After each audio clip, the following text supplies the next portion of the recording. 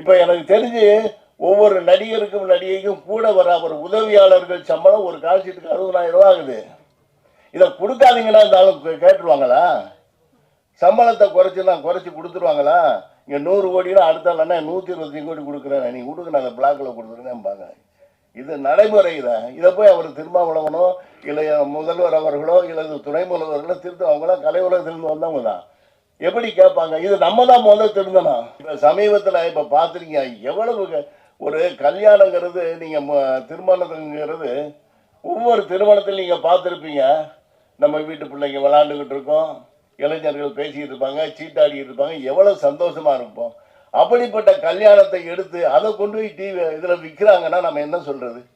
என் நாடி நரம்புகளில் பின்னி பிணைந்திருக்கிற இரத்த நாளங்களில் குதித்து ஓடிக்கொண்டு இருக்கின்ற குருதி அணுக்களில் குடியிருக்கும் என் தாயே தமிழே, என் திருவடி வணக்கம்.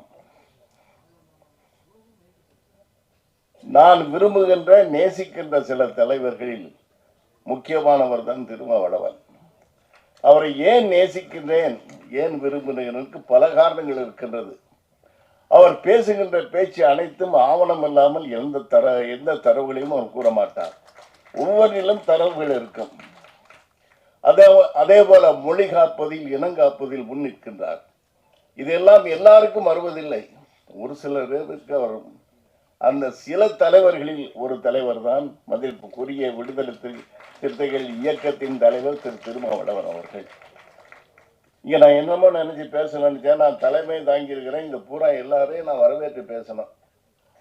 ஆனால் இப்போ அதுக்குரிய நேரம் இல்லை, ஏன்னா அண்ணனுக்கு பணிகள் ஜாஸ்தி இருக்குது. ஒன்று மட்டும் ஏன் அவரை நேசிக்கணும்னு ஒரு முக்கியமான ஒரு ஈடுபாடு எனக்கு உண்டு. ஏன்னா அவர் இவ்வளவுதான் பேசுகிறார். எனக்கு ஒன்று தான் அவர் மேலே ரொம்ப ஆரம்பத்தில் ரொம்ப பிடிச்சது என்னன்னா, ஒரு கூட்டம் கூட்டினாருங்க, 5000 பேரை தட்டினாரு. அத்தனை பேருக்கு தமிழ் பேரை மாத்தினாரு. யார் செஞ்சிருக்கிறார்?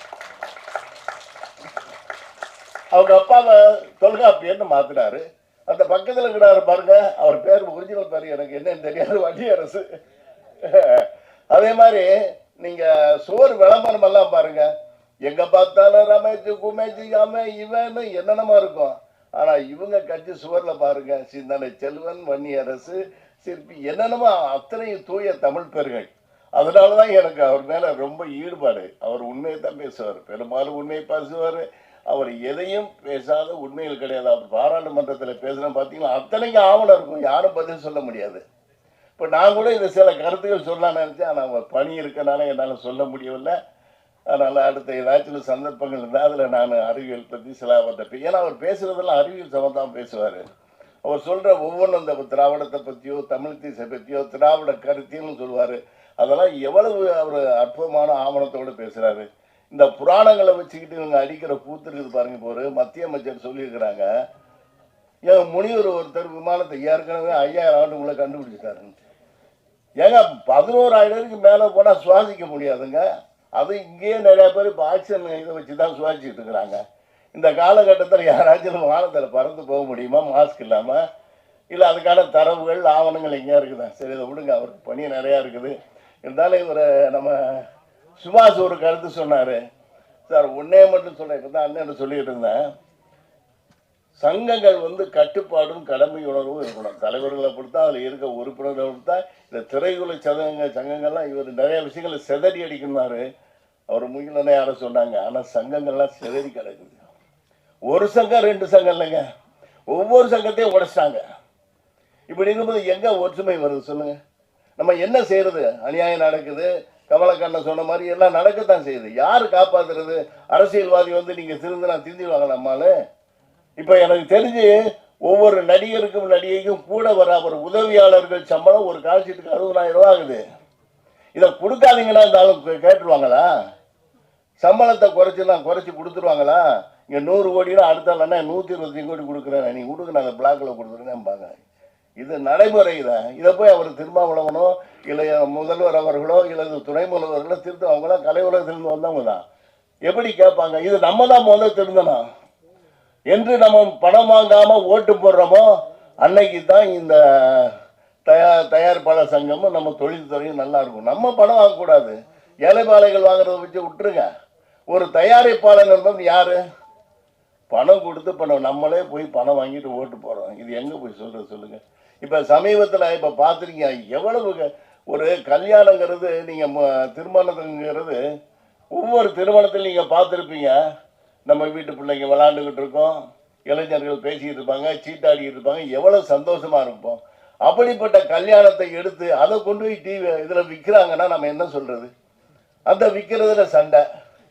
இந்த திருமணத்தை நீங்கள் விற்கிறீங்களே, நாளைக்கு எதை நீங்கள் விற்க மாட்டீங்க? எவ்வளோ கொடூரம் இது! நம்ம எதை நோக்கி நம்ம போய்கிட்டு இருக்கிறோம்?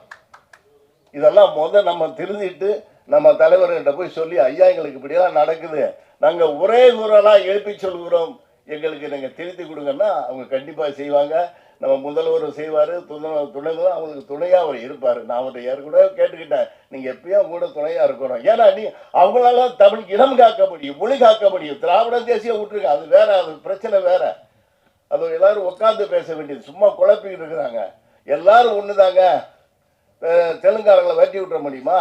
ஏன் தெலுங்காரன் நம்ம தமிழ்லேருந்து பிறந்தவங்க தெலுங்கு எல்லாம் பேசுங்கன்னு பாருங்க. தெலுங்கை பிரித்து பாருங்க. சமஸ்கிருதமும் தமிழும் தான் இருக்கும். நீங்கள் மலையாளி பேசுகிற பாரு, அவன் தான் தூய செந்தமிழ் பேசுகிறான். நம்ம கொடுந்தமிழ் பேசியிருக்கிறோம். நம்ம தண்ணிங்கிறான், அவன் வெள்ளாங்கிறான். நம்ம சொல்லுங்கிறான், அவன் பறையன்னு சொல்கிறான். எல்லாம் செந்தமிழ்.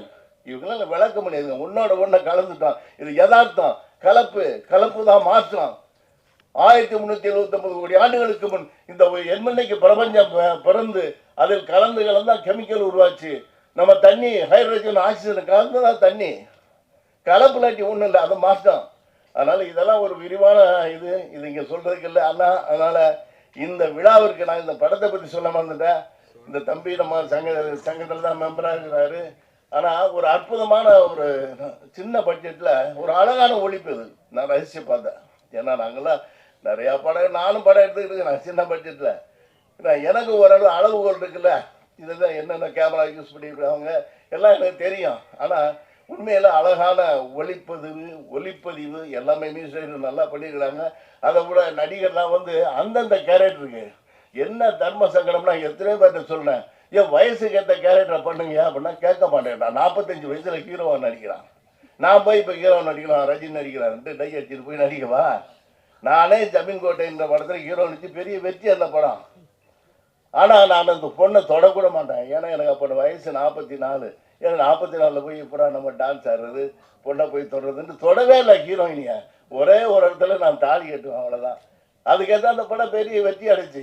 எந்த இடம், எந்த கேரக்டர், யாரை செய்யுது, எதை செய்யுதுன்னு சொல்லி யோசிச்சு எடுத்தால் நமக்கு வெற்றி அடையும். அது மாதிரி இந்த படத்தில் இது காதல் படம், காதல் மலர்ன்ற படம். நல்ல ஆளுங்களை போட்டுக்கிறாங்க. ஹீரோவும் நல்லா இருக்கிறாரு, ஹீரோயின் நல்லா இருக்கிறாங்க, எல்லாம் நல்லா இருக்கிறாங்க, எல்லாம் நல்லா இருக்குது. இதை பார்க்கும்போது என் நெஞ்சு பொறுக்குதில்லை, நெஞ்சு ஆனந்தமாகவே இருக்குது. ஏன்னா அதனால் தம்பி அசோசியேஷன் வந்தார், டிஸ்ட்ரிபியூட் அசோசியேஷன் வந்தார், முரளியும் வந்தார். இவங்களுக்கெல்லாம் ரொம்ப சப்போர்ட்டாக இருக்கிற முரளியும் வந்தார். பேசுகிறாங்க, தம்பி இந்த சூழ்நிலை இப்படி இருக்குது, இதனால் இதை பார்த்து சொல்லி அவங்களுக்கு நான் அட்வைஸ் பண்ணிக்கிறேன். அதுபடி நடந்து அவரோட பெரிய வெற்றியை பெற்று முதலீடுகள்லாம் திரும்ப பெற்று இந்த களத்தில் இருக்கிற அந்த தொழில்நுட்ப கலைஞர்கள், நடிகர்கள் அத்தனை பேரும் பெரும் வாழ்வாங்க வாழ வாழ்த்து விடைபெறும். நன்றி, வணக்கம். எனக்கு இதுதான் ஃபஸ்ட்டு எக்ஸ்பீரியன்ஸ், லைக் ஸ்டேஜில் நின்று பேசுறது. ஸோ எனக்கு ரொம்ப நர்வஸாக இருக்குது. ஏன்னா இவ்வளோ முன்னாடி நம்ம ஒரு சின்ன சின்ன பாட்டு இதெல்லாம் நம்ம வீட்டில் உட்காந்து பண்ணி பார்த்துப்போம். ஆனால் இது எனக்கு ஃபர்ஸ்ட் டைம் நம்ம ஒரு பண்ண படம் இங்கே இருக்குது, இத்தனை பேர் பார்க்குறீங்க, என்ன உங்களுக்கு தோணிகிட்டு இருக்குன்னு தெரியல. ஆனால் எனக்கு நிறைய தோணிக்கிட்டு இருக்கு, என்ன பேசணுன்னு எனக்கு தெரியல, ரொம்ப நர்வஸாக இருக்கேன். நான் முதல்ல அண்ணன் நம்ம தலைவர் திருமாவளவன் ஐயா நாங்கள் நான் போய் பார்க்குறப்ப எங்கள் மனசில் ஓடிக்கிட்டு இருந்தது ஒரே ஒரு விஷயம் என்னன்னா, எனக்கு இதுதான் முதல்ல கிடைச்ச வாய்ப்பு. ஒரு 10-12 வருஷம் ரொம்ப கஷ்டப்பட்டு பண்ண படம் வாய்ப்பு கிடச்சி. அப்போது நம்ம ஈஸியாக ஒரு லவ் ஸ்டோரியோ இல்லை ஒரு காம் அந்த மாதிரியான ஜேர்னல்ஸ் நம்ம செலக்ட் பண்ணியிருக்கலாம். பட் அடுத்தது கிடைக்குமா கிடைக்காதுன்னு தெரியாது. உண்மையாகவே கலையை நேசிக்கிறேன்றனால நானும் என்னுடைய சகோதரர் கவி நாங்கள் 2 பேரும் 7-8 வருஷத்துக்கு முன்னாடி டிசைட் பண்ணது. அப்போவே என்றைக்கே ஒரு நாள் படம் பண்ணுவோண்டா, அன்றைக்கி நீ எந்த ஊரில் இருந்தாலும் சரி, நான் எந்த ஊரில் இருந்தாலும் சரி, நம்ம பண்ணுறப்போ ஒருத்தர் கான்டாக்ட் பண்ணிப்போம், பண்ணுறது 2 பேரும் சேர்ந்து படம் பண்ணுவோம். ஆனால் இப்போ நிறைய டியூல் டைரக்டர்ஸ் இருக்காங்க, அவங்க பேர் போட்டுப்பாங்க. ஆனால் நம்ம அப்படி வேண்டாம், நம்ம இத்தனை வருஷம் காத்து ஒரு படம் பண்ணுறோன்னா இருவருன்னே போவோம், இது யாரும் பண்ணலை, நம்ம பண்ணுவோம். பேர் அவங்களுக்கு வேணும் வேணான்றது இல்லை. எங்களை பொறுத்த வரைக்கும் அந்த இருவர் ஒரு கலையை கொடுத்துருக்குறாங்க, அதை நீங்கள் பார்த்து ரசிக்கிறீங்க. ஸோ இப்படியே நம்ம கேரி பண்ணோம்னு சொல்லிட்டு நாங்கள் ஒரு கதையை டிசைட் பண்ணோம். என்னன்னா, பண்ணுறது ஒரு படம், அடுத்தது நம்மளுக்கு கிடைக்கும் கிடைக்காதுன்றதுல ரெண்டாவது. ஆனால் சோஷியல் மெசேஜ்னு ஒன்று இருக்கணும். இதில் மெசேஜ்னு நம்ம கற்றுக்கிற விஷயங்கள் நிறையா இருக்காது, ஆனால் உங்களுக்கு தெரிஞ்சுக்க வேண்டிய விஷயங்கள் நிறையா இருக்குது. நம்ம இப்போ எல்லாமே மொபைல் ஃபோன்ஸில் இருக்கிறோம், வேலை பார்க்குறோம், வீட்டுக்கு வரோம், நம்மளாம் லவ் பண்ணியிருப்போம், லவ் பண்ணவங்களுக்கு கல்யாணமும் கட்டியிருப்போம். ஆனால் இந்த மாதிரியான சொசைட்டிக்கு நடுவில் ஒரு கூட்டம் இருந்துக்கிட்டு இருக்கு. அவங்க ஒன்றுமே அவங்களுக்கு உண்டான ஃப்ரீடம் கிடைக்க மாட்டேங்குது. அவங்க லவ் பண்ணி கல்யாணம் கட்டிக்கிட்டாங்கனாலும், இல்லை லவ் பண்ணிக்கிட்டு இருக்கிறப்பவே, இல்லை லவ் சொல்கிறதுக்கே பயமாக இருக்கிற ஒரு சில பிரச்சனைகள் இந்த சமுதாயத்தில் போயிட்டுருக்கு.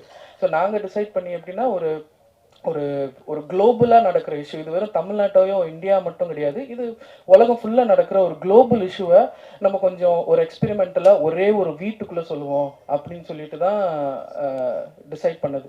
ஸோ இதுக்கு எங்களுக்கு ஸ்ட்ராங்காக சப்போர்ட் பண்ணது, அது நிறைய சேலஞ்சஸ் இருந்துச்சு. எங்கள் ப்ரொடியூசரை கன்வின்ஸ் பண்ணுறது வந்து இப்போ இருக்கிற டிரெக்டர்ஸுக்கு ரொம்ப டஃப், கிடைக்க மாட்டாங்க. பணம் இருக்கிறவங்க தெரிஞ்ச ஆர்டிஸ்ட்டை வச்சு போடணும், இல்லை யாருன்னா ஒருத்தர் பணம் பண்ணிட்டு வந்திருக்கும். இப்படி இருக்கிற ஒரு சுச்சுவேஷனில் எங்கள் அண்ணன் வந்து அண்ணன் எனக்கு வந்து நான் ரொம்ப சின்ன பையன்லேருந்து தெரியும். ஸோ அவர் ரொம்ப கன்சிஸ்டன்சி பார்த்துட்டே இருந்தார். இவன் எதுவுமே இல்லை, நான் எந்த ஒரு வேலைக்கு போவேன், எனக்கு ஒரு சின்ன ஒரு 1000 2000 பிரச்சனை இருந்துச்சுன்னா ஏதோ ஒரு வேலைக்கு போயிடுவேன். போயிட்டு ஒரு மாதம் சம்பளத்தை வாங்கிட்டு ரெசிக்னேஷன் போட்டு நான் வந்துடுவேன். ஏன்னா எனக்கு சினிமா அப்படி தான், எனக்கு அதில் மட்டும்தான் எனக்கு மைண்டு போகும். அந்த கன்சிஸ்டன்சி பார்த்துட்டே இருக்கிறப்போ கொஞ்சம் வருஷம் கழிச்சு அப்புறம் நான் சொன்னேன், நீங்கள் ஒரு சப்போர்ட் பண்ணுங்கண்ணே அப்படின்னு சொன்ன பிறகு கதை என்ன அப்படின்னு கேட்டேன்னா, நான் இந்த மாதிரி நான் கதை இதெல்லாம் இருக்கணும்னு அண்ணன் வந்து மறுபேச்சு எதுவுமே கேட்கல. நீ பண்ணிடுவேன், நீ கான்ஃபிடென்ட்டாக இருக்கியா, நான் டெஃபினட்டாக நான் உனக்கு இது பண்ணுறேன், நீ இது ஒன்றால் முடிக்க முடியுமா அப்படின்னோடனே, ஆனால் என்கிட்ட ஒரு சின்ன பிளான்ஸ் இருக்குன்னு, நம்ம அந்த மாதிரி பிளான்ஸ்லாம் நம்ம எக்ஸிக்யூட் பண்ணோன்னா கண்டிப்பாக இந்த படத்தை நான் யாருன்னு தெரியாது, ப்ரொடியூசர் அண்ணன் இந்த உலகத்துக்கு யாருன்னு தெரியாது, இந்த கதையை நம்ம கொண்டு போகணுன்னா நிறைய பேர்த்துக்கு தெரிய வைக்கணும்னா, இந்த மாதிரியான சோஷியல் இஷ்யூஸை ஹேண்டில் பண்ணுற ஒரு பெரிய பவர்ஃபுல்லான மென் நம்மளுக்கு வேணும்னு, அவங்கள நம்ம நோக்கி போனோம் அப்படின்னு சொல்லிட்டு படம் முடிச்சுட்டு சப்போர்ட் பண்ணிட்டு வந்தாச்சு. அப்புறம் அண்ணன் வந்து எங்களுக்காக நாம் எப்படின்னா வெளியே போயிடணும், போகிறது தாண்டி இந்த கதை, இந்த மெசேஜ் வந்து மக்களுக்கு போய் சேரணும்னு சொல்லிட்டு எங்களை விட்டுட்டு 2 மாசமா சென்சார் வந்துட்ட பிறகு அண்ணனை கான்டாக்ட் பண்ணுறதுக்கு அவ்வளோ முயற்சிகள், அங்கே நிறைய முயற்சி பண்ணோம். ஃபைனலாக அண்ணன் வந்து நம்ம தலைவரை மீட் பண்ணுறப்ப எங்களை கூட்டி போனப்போ நாங்கள் சொன்னேன், உங்களை வச்சு தான் இது பண்ணணும் அப்படின்னு சொல்லி இந்த ஃபங்க்ஷனுக்கு அவங்க ஆக்சுவலி ஒத்துக்கிட்டாங்க. என்ன கான்செப்ட் அந்த மாதிரி பேர். இதில் நான் சீக்கிரம் முடிச்சுக்கிட்டேன் 1 minute. எனக்கு என்னென்னா, இந்த படத்தில் எனக்கு ரொம்ப பெரிய சப்போர்ட் வந்து கவி. நான் எப்படியோ அப்படி தான் அவன். ரெண்டாவது எனக்கு ரொம்ப பெரிய பலம் வந்து அப்துல், இந்த படத்தோடைய கேமராமேன். இந்த படத்தில் நடித்தவங்களும் வேலை பார்த்தவங்களும் எல்லாருமே டெபியூ தான். யாருமே இதுக்கு முன்னாடி இன்னொரு படத்தில் அந்த டெக்னீஷியனாக ஒர்க் பண்ணது கிடையாது, அசிஸ்டன்ஸாக ஒர்க் பண்ணி உள்ளே வந்தவங்க தான். விஷுவலாக அந்த பையன் அப்துல் வந்து, நீங்கள் நான் சீரியஸாக அடுத்தது யாருன்னா பண்ணுறீங்க அப்படின்னா நீங்கள் ஒரு டெஸ்ட் வச்சு பாருங்கள், அந்த பையன் ஜெயிச்சிருவான். நீங்கள் என்னென்ன சொல்லுங்கள், கலர் சொல்லுங்கள், என்னென்ன சொல்லுங்கள். நான் அவங்க கூட கொஞ்ச நாள் தான் ஒர்க் பண்ணேன். பார்த்தப்பே நான் அங்கேயே சொன்னேன், என்றைக்கே ஒரு நாள் நம்ம படம் பண்ணுவோம், எனக்கு பண்ணுறப்ப நீ தான் எனக்கு கேமராமேன் அப்படின்னு சொல்லி டிசைட் பண்ணேன். அடுத்த படமும் பிஸியானாலும் சரி அவனுக்காக நான் வெயிட் பண்ணி தான் அடுத்த படம் போவேன். எனக்கு ரொம்ப ஸ்ட்ராங்கான பிலீவர் நான் அப்துல்க்கு, என்னோட கேமராமேனுக்கு. அடுத்தது இந்த படத்தினுடைய நாயகன் நம்ம எம்எல் சுதர்ஷன், மியூசிக் டைரக்டர். அவருக்குமே இந்த படம் புதுசு தான். நிறைய டெக்னிக்கலாக கொஞ்சம் நல்ல சவுண்ட் உள்ள ஒரு பார்ட்டி தான் அவரும் வந்து எப்படின்னா, நாங்கள் இந்த கதை அவர்கிட்ட சொல்கிறப்ப எனக்கு கொஞ்சம் அந்தந்த சஜஷன்ஸ் கொடுத்து கொஞ்சம் ஹெல்ப் பண்ணிவிட்டு மியூசிக் ரொம்பவே நல்லா பண்ணியிருக்காங்க, நீங்கள் படத்தில் பாருங்கள். அடுத்தது வந்து ஆர்டிஸ்ட், என்னுடைய தம்பி, கூட பிறகாத தம்பி மாதிரி என்னுடைய அரவிந்த். அவன் எனக்கு ரொம்ப பெட்டு. எங்கள் படத்தில் இன்னும் டைம் கிடச்சிச்சுன்னா நிறைய சொல்லுவேன். ஆக்சுவலி அவனை நான் ஷூட்டிங் ஸ்பாட்டில் தான் ஃபஸ்ட்டு டைம் பார்க்குறேன்னு. அடுத்தது என்னோட ஹீரோயின் சந்தியா, அது புவனேஸ்வரி, கேரக்டர் பேர் சந்தியா அப்படியே வரும். எனக்கு அவ்வளோயும் நான் பார்க்குறப்ப ஒர்க் பண்ணுறப்ப ரொம்ப ஆத்மார்த்தமாக அந்த கேரக்டருக்குள்ளே பூந்து தான் எல்லாமே ஒர்க் பண்ணது, எல்லாமே யங்ஸ்டர்ஸ் இந்த படத்தில். அடுத்தது வந்து காளிதாஸ், எங்களுடைய இன்னொரு சப்போர்ட்டிங்கான ஆர்டிஸ்ட். அப்புறம் நித்யா வந்து 100% ஒரு ஃப்ரெண்ட்லியான ஆர்டிஸ்ட், டைரக்டருக்கு ஏற்ற ஒரு ஆர்டிஸ்ட். அந்த பொண்ணு ரொம்ப ஃப்ரெண்ட்லி, நல்லா ஒர்க் பண்ணுவாள். நீங்கள் என்ன சொல்கிறீங்களோ அந்த ஒர்க்கை அவள் முடிச்சுட்டு தான் அடுத்த வேலைக்கு போவாள். தூங்க மாட்டாள். விடிய 2:30 கால் ஷீட் போனது, அதை விடிய பண்ணா. ஸோ அவளுக்கும் நான் நன்றியை தெரிவிச்சுக்கிறேன். அண்ணன் மிச்சதை நான் யாருன்னா மறந்துருந்தேன்னா எனக்கு சாரி, நான் நர்வஸில் இருக்கிறேன். நம்ம தனியாக பேசுகிறப்போ வேணா கேட்டுங்க, நான் எல்லா டீட்டெயில்ஸும் சொல்கிறேன். எனக்கு இந்த வாய்ப்பு கொடுத்ததுக்கு ரொம்ப நன்றி. ப்ளீஸ் இந்த படத்துக்கு ஆதரிங்க. சின்ன படம் பெரிய படம்னு பார்க்காதீங்க. இது ஒரு கருத்தாக உண்மையாகவே பிஸ்னஸ் நோக்கி இந்த படத்தை பண்ணலை. இந்த படத்தை பண்ணது வெறும் உங்களுக்காக மட்டும்தான். அடுத்த வாய்ப்பு கிடைக்கும் கிடைக்காதுன்னு தெரியல. இந்த மேடை நான் யூஸ் பண்ணிக்கிறதுக்கு ஒரே விஷயம் என்னன்னா, இதில் ஒரு சோஷியல் அவேர்னஸ் விஷயத்த சொல்லியிருக்கோம். ஸோ அதுக்காக ஆச்சு, கொஞ்சம் டைம் கொடுத்து பண்ணுங்கள். Thank you so much.